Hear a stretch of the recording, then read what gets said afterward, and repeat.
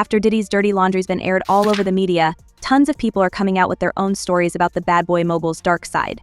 But one rapper who hasn't hesitated to speak about Diddy, even in the past, but what's happened to the Mockingbird singer lately? Now, is he trying to stay under the radar, or is he preparing for Diddy's final downfall before he comes and exposes him one last time? Sean Diddy Combs' bizarre "it was handled" reply to Eminem's claim that he put out a hit on Tupac Shakur has resurfaced 5 years later and sparked yet more controversy for the embattled music mogul. So Diddy's response to the rapper's 2018 diss track, Kill Shot, which tied him to the murder of the late rap icon, has resurfaced as Diddy is entangled in lawsuits and home raids.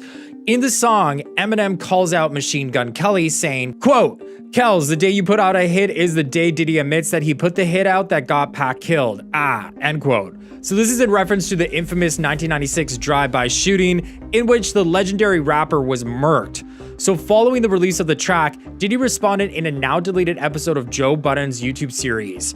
During his guest appearance, he shared a very cryptic reaction, telling listeners that the situation with Eminem was handled privately, adding, quote, he said, "There's nothing to say about it. It's in my hands. He won." Now, everybody knows that the beef between Diddy and Eminem runs deep. I mean, why wouldn't it? Eminem practically called Diddy out for Tupac's murder and the kill shot. I went undercover to see what Diddy does to new rappers. I'm like, "Look, Diddy, here's my demo and my resume." Diddy replied, "The only demo I need is to see how good you suck my dick." I was like, "The fuck you think you is?" What? He's like, "I'm Diddy." I took off my disguise and said, "I'm Eminem." Diddy ran away. That ain't all though. Once upon a time, Eminem also went undercover to see what Diddy does with new rappers and why all won't believe what Diddy asked them to do.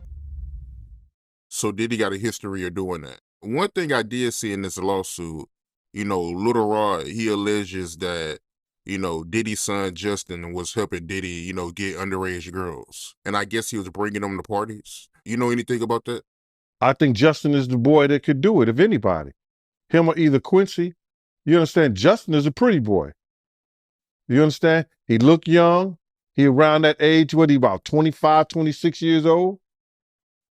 So I don't know about underage, but it's a possibility because those girls 16, 15 years old, they're going to like that light skin, that curly hair. You understand? Man, listen here. We got girls that's, what you call them, video vixens. And I ain't going to mention no names because I don't want to hear it. They say they were sneaking into parties at 15 and 16 years old. So why you think 15 and 16-year-olds ain't sneaking in the Diddy party? So Lil Rod, if he having conversations with him, he may say, "Yo, how old are you?" or something like that. Somebody say, "I'm like 16, I'm 15. Somebody had to tell him their age for him to know. Who you came here with? I came here with Justin. So what did that say? Yeah, I mean, that's a good point. And looking at this lawsuit, right, Lil Rod, he alleges that, Diddy promised him a Grammy if he participated in homosexual activity. I read that, man. You understand? And what kind of power do you have when you can promise somebody a Grammy award? Who are you doing something with, or who do you know that can promise? Beyonce can't. Did Beyonce get a Grammy for anything? Did she get a Grammy for an album or anything like that? Has she got a Grammy? She got Grammys before, right? Yeah, she got Grammys, but she never got one for Album of the Year, though. Right.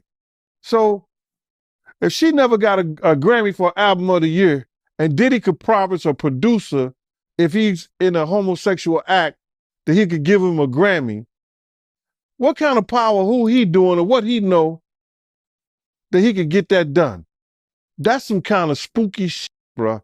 No disrespect. That's real spooky. If he could promise somebody. And good thing the kid didn't believe him, because if the kid would have believed him, he might have got his booty hole tore up.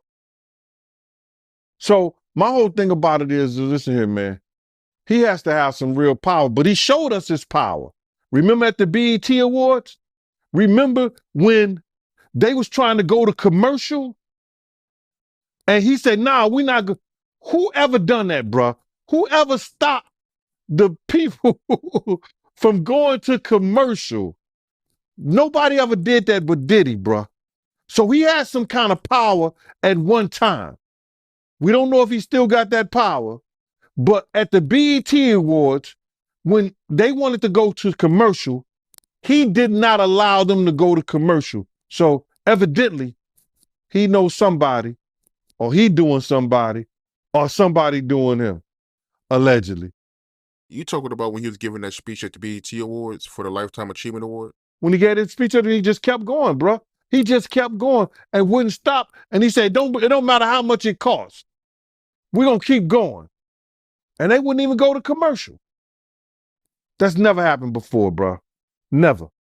But you know what? Does it really come as a surprise to anybody right now, especially after Diddy's ex-bodyguard Gene Deal revealed that Diddy promised Lil Rod a Grammy if he participated in gay activities? And we go to the first floor, and it's cool. It's popping. Everybody's, hey, man, getting on, doing their thing, right? But then we go to like second floor, and it's kind of different.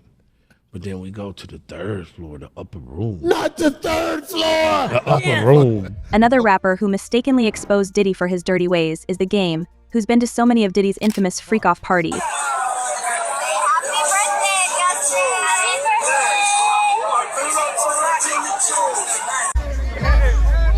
Welcome to the family, John.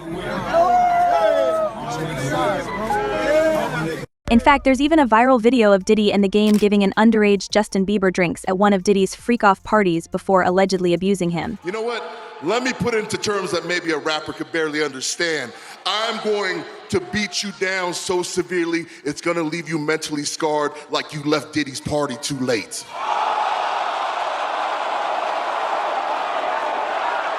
Cause, yo, let's be real. The entire entertainment world seems to know what went down at Diddy's parties. Why do you think TD Jakes was at Puff Daddy's birthday party?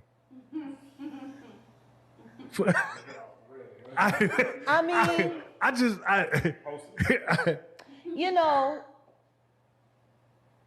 do you remember when Bernie Mac played the minister in Friday? Yes. That's how I feel about TD Jakes. Like, that's how I see. Oh, Miss Parker, come to pray. But for him to be at a Diddy party, I don't know. Like, I feel the same way about that as I feel about when Tyler Perry came to his church and laid hands on him and he caught the Holy Spirit from Tyler Perry. Tyler Perry is the bishop of what? Like, I've never, like, and I cut a check for 100, and I'm gonna lay my hands on your bishop. And he said, and then the bitch said, it's on the fucking internet. He's doing all of this, right? And then there's a woman on the dais screaming, push the baby out. Birth that baby. I'm like, are we a church? Or is this about to turn into like a whole nother scene, like a lost scene from Eyes Wide Shut? Like, this shit is looking a little weird. I mean, if Bishop Jakes was at a Diddy party, there could only be two reasons. Money or sex. That's all that happens at Diddy parties. Money and sex. I hope it was for money. Charitable contribution. I hope it was for money, because arguing about who's going to put the strap on is, that can be a very uncomfortable situation. You know, we're going to pray on it. Praise American pastor TD Jakes is among Diddy's very favorites, and he was always in attendance at his parties. If you're wondering what a pastor's got to do with a freak-off, you'd be surprised to know that Jakes was in on all the crimes. Long before she met Doug Emhoff, she dated some prominent men, including in 2001, former talk show host Montel Williams. Back then, he was the famous one and had to introduce her to the paparazzi. Now, the whole world knows who she is. And let's just say that Diddy is as well connected as it gets, so it explains why a lot of rappers are now choosing to stay silent about everything that's going down. You know, in case the diddler manages to find his way out of this mess as well. I ain't confused. I ain't on that shit. That nigga tried to kill me for real. I just fucking got out of that shit. I've been missing for almost like 2 years. I didn't even know where the I was at.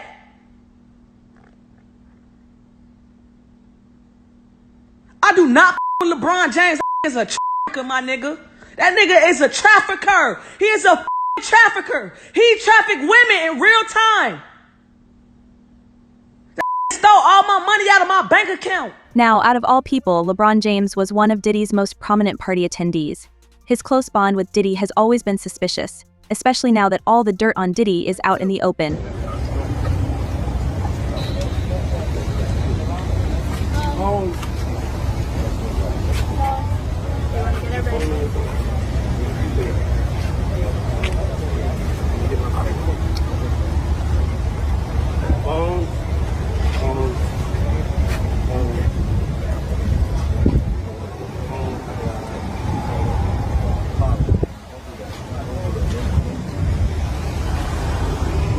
Phones, guys. I need your phones. I need your phones. I need your phones. Thank you. Thank you. Thank you. Thank you. And Quincy, I know you have 2 phones, Quincy. Oh, there you go. That's what I love. Yeah. And let's not forget about this former WNBA star who claims that James trafficked her and many other women.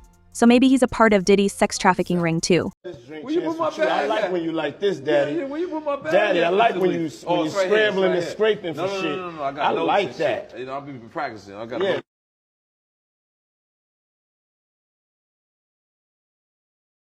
Mr. Lee. Yeah, I love this drink. Will you put my bag? I like when you like this, Daddy. Will you put my bag? Daddy, I like when you right scrambling here, and scraping. When you right scrambling here, and scraping for no. shit. No? Okay, yeah, I'm not gonna go over that one. Make a that wish. one. Just blow it out. It's your birthday every day. Every day's your birthday on Drink Champs, goddammit. I'm in. Where I look back on where I became. Did you miss me though? For real, because I'm saying it seems like a thing. I miss this partying birthday with party, Puff, man. Man, but I'm talking about for your birthday. Huh? Why won't you party with me for your birthday, man? We partied for my birthday before. You came to my party. No, but me and you ain't never really party. You know what I'm saying? Eyes, brother. Oh, man. Eyes. I understand. You know what I'm saying? Okay. So check this out. It's me, Tyrese, Ray J, and F. Gary Gray. You know, I'm a type of nigga, I like variety, man. I like people that's unpredictable. You know what I'm saying? I like different personalities. So I was like, I never knew they would become what they are today. But you know what I'm saying? But like, you know, that sounded like the type of night I want to have in Vegas. You understand what I'm saying? Okay.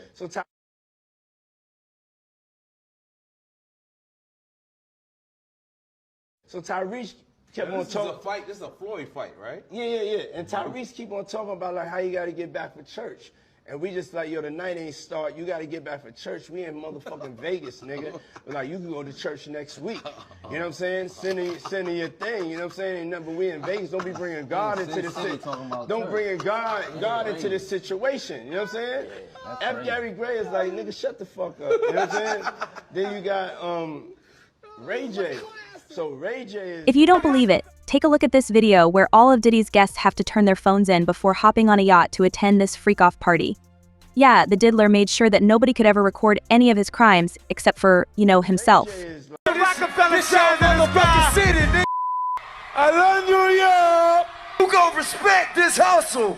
Now what you know about that? Well, there's plenty of instances where Diddy's actually been recorded being sexually suggestive and inappropriate with other people men, to be specific. I bet you guys were like, oh, what are we looking at? Oh, you remember this guy right here? He literally let cell phones on the island, in the tunnels, and everywhere. You should know that cell phones can be tracked. Now, we know we got the flight logs and they redacted a whole bunch of names and changed a whole bunch of names. But what's even better than that is an intelligence firm called Near Intelligence literally mapped out the location of every phone that was on that island. And Florida is lit up. And this right here shows you the state of America, when they can have flight logs, even geo cell phone data, but yet they leave them all alone, but they can show up on your doorstep if you say something wrong on social media. Meanwhile, PDidy is still walking the streets in Miami after the feds raided his house. What's up? Miami's like that. It's a move. Now does that look like a stressed out fall guy to you? No. He's a gatekeeper. They all are. Now, that kind of behavior is why Diddy's being compared to Epstein and all the trafficking that he was involved in. Looking at this lawsuit, right, Lil Rod, he alleges that, Diddy told him personally that he had sex with Usher. And when you look at the lawsuit, even though they got Usher's name redacted, you could tell who it is because they describe him as the guy that performed at the Super Bowl. Right. So, I mean, we all know who that is, but how you feel about that, man? But I mentioned that earlier, that he said about Stevie J. The Usher part, that's a touchy situation, man. But he got on Shay Shay and he mentioned how great and how good Puff taught him and everything. You know what I'm saying? About the business. I know, and people know, that was around in that time that Puff and Usher did have a situation. And that situation led Usher to the hospital. Now, I let Usher explain that to y'all. I let Usher tell that story.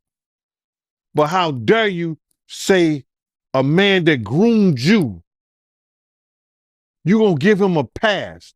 Now, I'm telling that because you taking up for somebody that you know and a lot of more people know didn't do you right. Let Usher explain that to you. Let Usher mama explain that to you. And the hospital was in Scarsdale, New York.